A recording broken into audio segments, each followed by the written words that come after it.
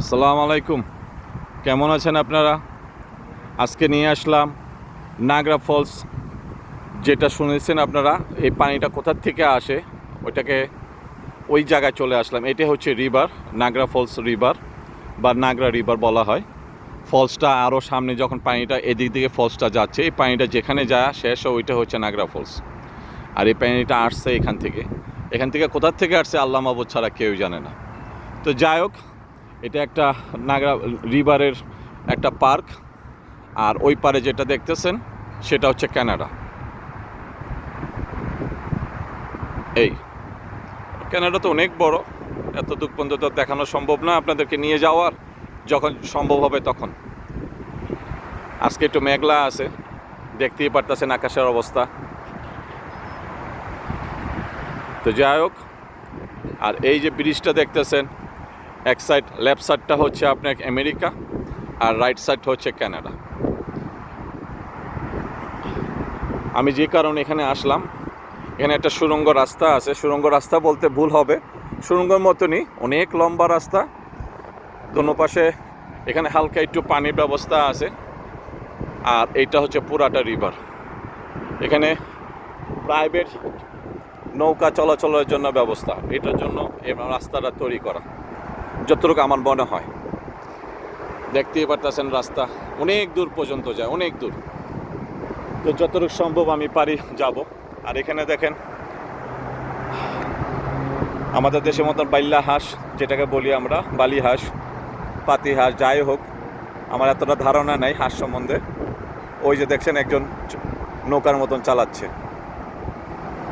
ওকে, এইটার জন্যই এতটুক জায়গা পানির ব্যবস্থা করে রাখা হয়েছে। আর ওইটা হচ্ছে রিভার। আমি সামনের দিকে চলে যাচ্ছি আপনাদেরকে আরও কিছু দেখানোর জন্য।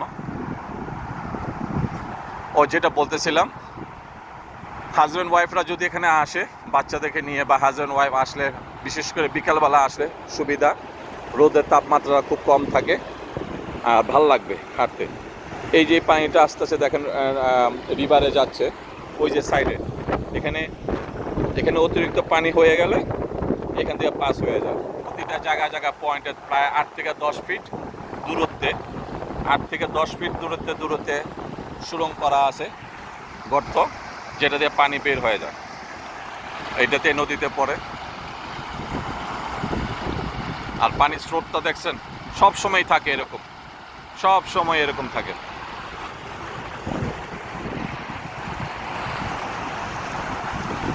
যাচ্ছি আমি যতটুক, বেশ কিছুক্ষণ দূর পর্যন্ত যাব। ওই যে বলছিলাম প্রতিটা 8 থেকে 10 ফিট। ওখানে একটা দেখছেন, এই যে এখানে একটা, আর ওই যে দেখেন, সিস্টেমগুলি খুব ভালো করে রাখা।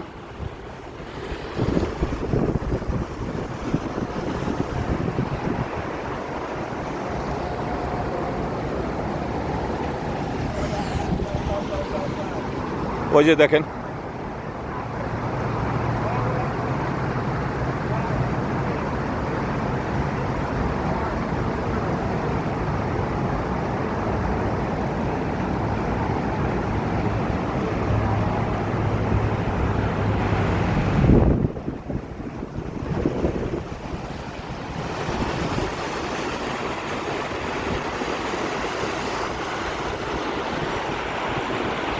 সামনে আগে যাওয়া যাক।